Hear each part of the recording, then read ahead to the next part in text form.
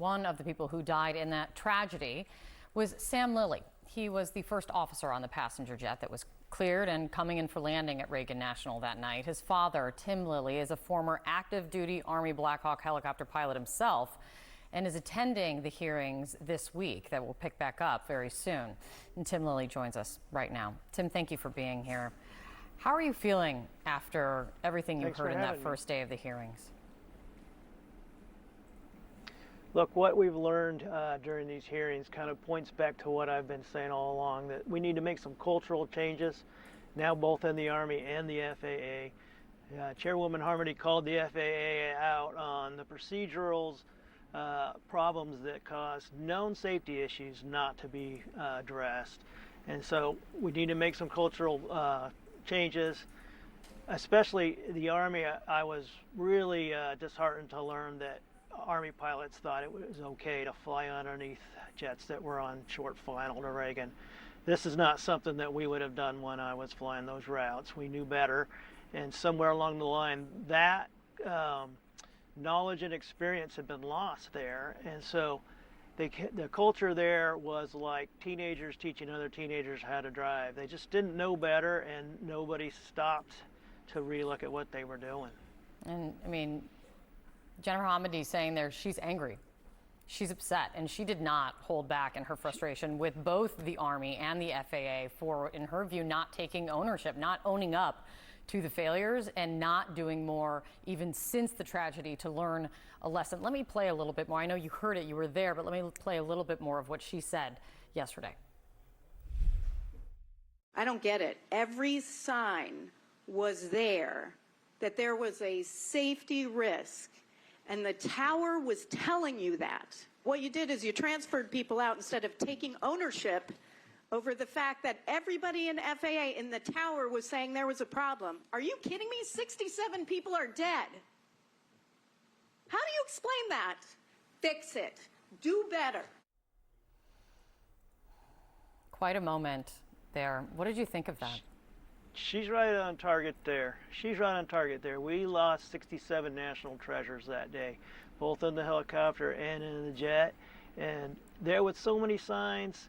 There was so many things that should have been done ahead of time and weren't done. And so after the tragedy, it's taken us 6 months to even get a meeting with the Army to try to fix some of these problems. Luckily, we have the Secretary of Transportation on our side. He's working with us, and I think we're going to get some of these things fixed at the FAA. And now we're working, we're just now starting to get the Army on board.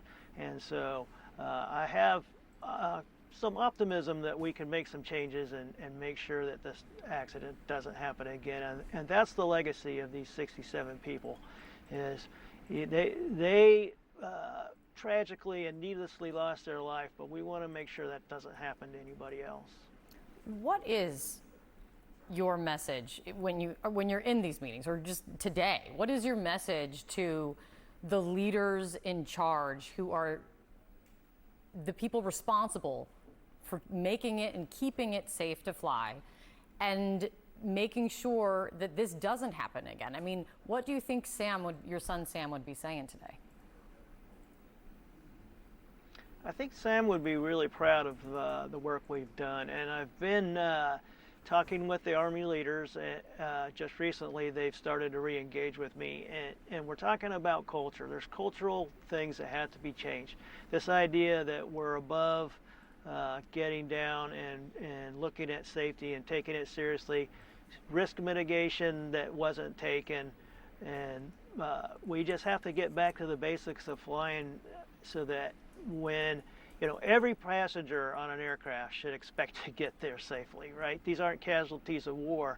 These were people that were in the right place, on final, lined up with the runway and on the glide path. There should have been no danger to them there by U.S. military. When the NTSB chair said to our Pete Muntean that warning signs were ignored, not identified, or not sought, which do you think it is? All of the above. All of the above. So I can specifically speak to the Army side because that's where most of my experience is.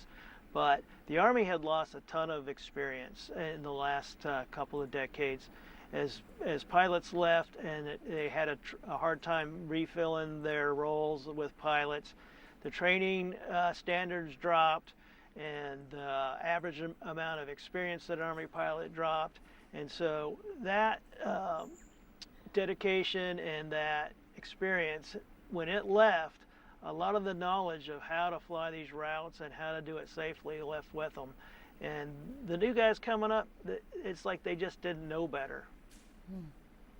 Well, you are out there making sure, as you said to me in the commercial break before, to have your voices heard. And we're all very thankful for that. Tim, thank you very much for coming in today. We appreciate you having us, and all 67 families appreciate having a voice in this thing. Thank you very much.